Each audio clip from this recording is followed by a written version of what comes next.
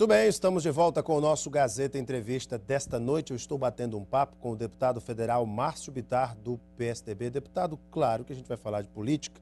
Estou vendo aqui que o senhor trouxe um convite do deputado federal Luiz Pittman, do PMDB de Brasília, do Distrito Federal, a Frente Parlamentar para o Fortalecimento da Gestão Pública. Que trabalho é esse dessa frente, deputado? Então, Alan, lá no Congresso tem frente parlamentar, de todo às jeito, dezenas, né? E o parlamentar tem que escolher aquela que ele entende que é... Eu estou na frente do pré-sal, que é uma coisa que eu já disse, repito, financeiramente não há, a médio prazo, nada mais importante para o Acre do que a solução da questão do pré-sal. Isso é uma coisa importantíssima para o Acre, eu estou muito nesse trabalho. E essa frente, Alan, é muito importante, que é a Frente Parlamentar para o Fortalecimento da Gestão Pública. Alan, no mundo globalizado, não há mais hipótese de que um país ou um continente entre em crise e não atinja outro. Todo mundo comercializa com o planeta, não há mais ilhas de exclusão. O que significa dizer que cada vez mais os estados que são mais competitivos levam vantagem. E competitividade significa estado moderno, ágil, meritocrático. O estado brasileiro é muito ruim. É muito pesado, é muito inchado. Basta ver que o que sobra do Estado brasileiro, do seu orçamento do PIB, para aplicação na infraestrutura do Brasil, é menos de 3% do PIB. E para você atrair investimento, é fundamental o investimento público. Por quê? Porque se você não leva a estrada, se você não leva o porto, os portos, os aeroportos, a energia elétrica a um preço competitivo, que não é o caso do Brasil, e que não justifica ser cara no Brasil como é, porque nós temos matriz e limpa, inclusive. Mas então, se o investimento público não vem, o privado também não. Porque é a infraestrutura pública que tem que se fazer presente. É a qualificação profissional, enfim, é a assistência à saúde pública. E para aumentar a capacidade de investimento do setor público, o Estado precisa se profissionalizar.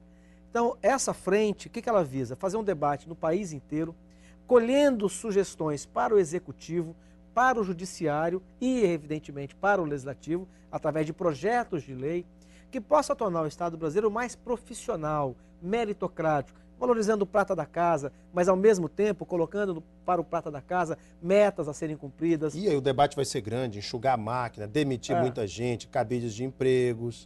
Vai ter que cortar na pele, como se diz. Por exemplo, agora, anteontem, nós participamos da bancada do PSDB de um debate, um camarada foi dar uma palestra para a bancada do PSDB sobre a questão da Petrobras. O quadro na Petrobras é complicado. Se você pegar agora, a Petrobras, no começo desse ano, está produzindo 5% a menos do que o mesmo período do ano passado.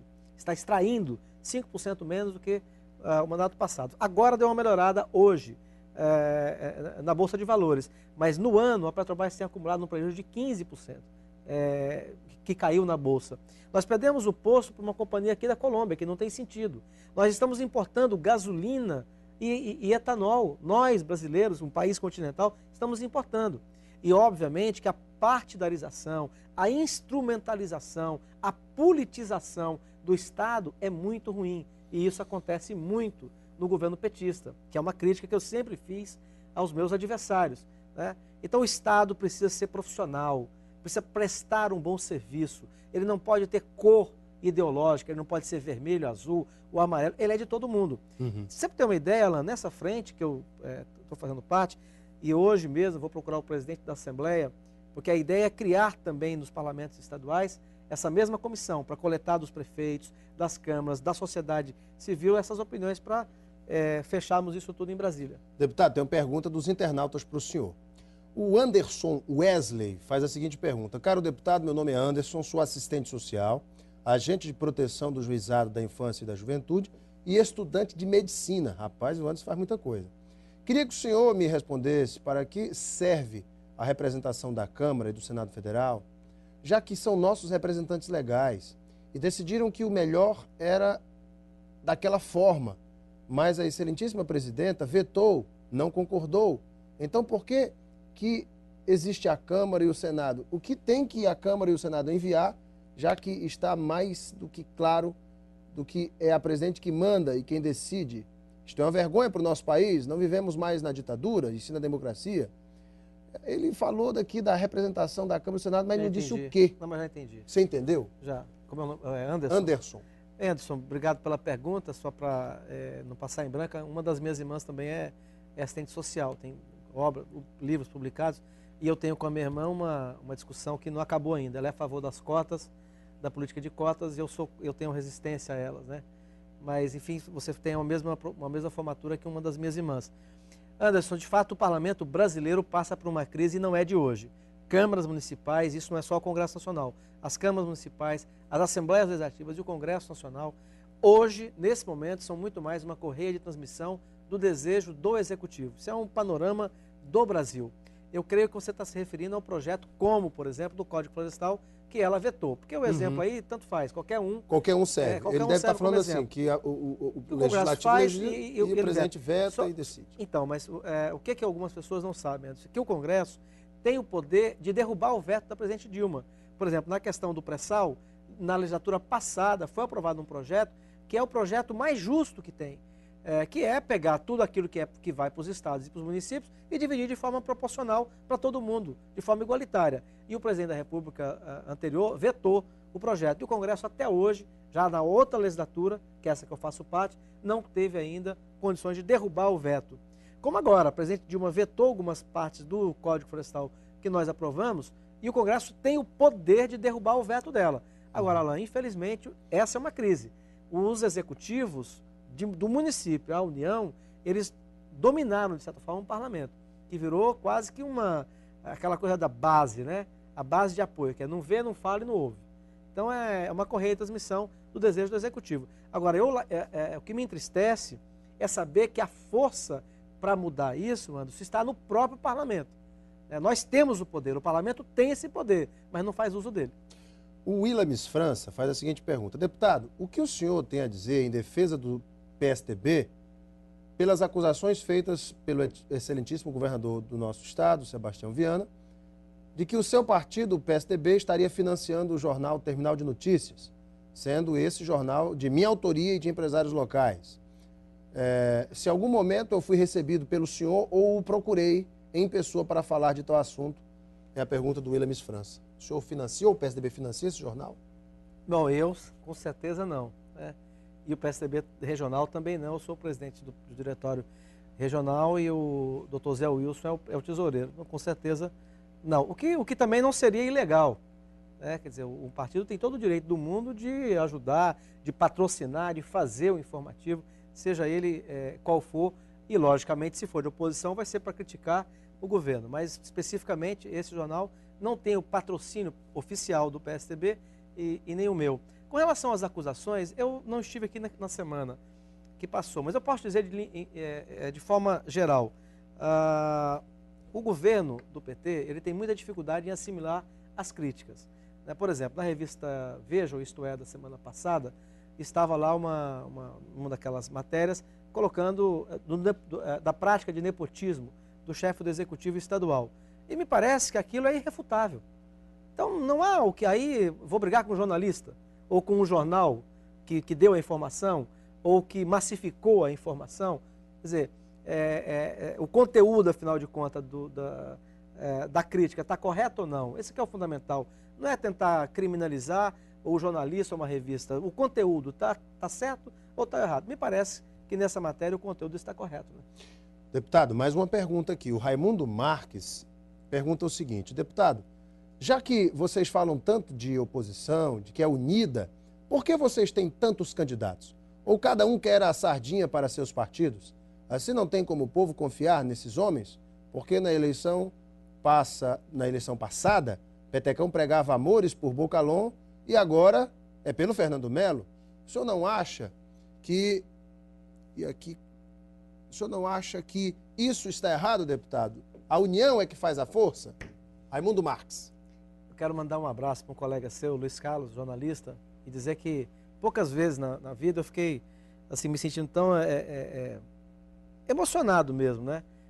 Poucos dias atrás ele me comparou ao Dom Quixote de La Mancha, que é um dos personagens mais de Miguel de Cervantes. Que, se eu não me engano, ano que vem completa 400 anos. Para quem não teve ainda o privilégio de ler esse livro, é um personagem que cria um mundo. Né? Ele fantasia um mundo, no caso ele, já era na época do começo da Idade Moderna, ele fantasia o mundo ainda da Idade Média, das Cruzadas, né? E não só fantasia esse mundo, como ele entra dentro desse mundo e vive mil aventuras, né? Eu lembro, na época que estava lendo até que a Dulcinea, que trabalha aqui na Gazeta, é uma querida amiga, a musa do personagem também é Dulcinea del Toboso, né? Uhum. Enfim, ele cria um mundo, acredita nesse mundo e ele entra e vive esse mundo imaginário. Mas o que isso tem a ver com a resposta? Não, tem a ver porque o Luiz dizia, né, querendo fazer uma ilação, que eu creio num mundo que não existe, que é a unidade das oposições, como eu sonho. Né? Que isso seria um sonho quixotesco? Pode ser, mas é uma coisa que me emocionou muito. Eu acredito nisso mesmo. Agora, veja, eu também vou fazer 50 anos no ano que vem, Alan. É meio século. Eu tenho que aprender com a vida. Então as coisas não acontecem só como eu quero. Agora eu tenho certeza que se dependesse do senador Petecão, do deputado Flaviano Melo, da Antônia Lúcia, do Gladys Cameli e modéstia à parte, principalmente de mim, nós estaríamos todos no mesmo palanque nos 22 municípios do estado. Agora, veja, você chega ao município e há divergências, muitas vezes legítimas, outras vezes nem tanto, que acabam sendo intransponíveis. Né? E eu sozinho não vou conseguir fazer do jeito que eu quero. Então eu também, por outro lado, quero dizer ao internauta, que eu também não vou dar isso como uma derrota da proposta, ou da ideia, ou do sonho, ou desse mundo imaginário. Eu só quero o mundo que obedeça o eleitor acriano. O eleitor acriano quer a oposição unida. E aí, Alan, o que eu posso te dizer? Não será o fato, se isso mesmo acontecer, de que em algum município a gente não esteja todos no mesmo palanque, não será isso que vai colocar como derrotada a tese da unidade das oposições. Vamos ter paciência com isso. Eu vou lamentar muito que o eleitor, o cidadão acriano, deixe de ganhar uma prefeitura em função da divisão da oposição. Mas eu tenho que, como democrata, me subordinar à realidade, né, à circunstância. Então, a semana que vem deve estar concluída uma pesquisa no estado inteiro que vai servir de orientador. Pesquisa de intenção de voto? De intenção de votos.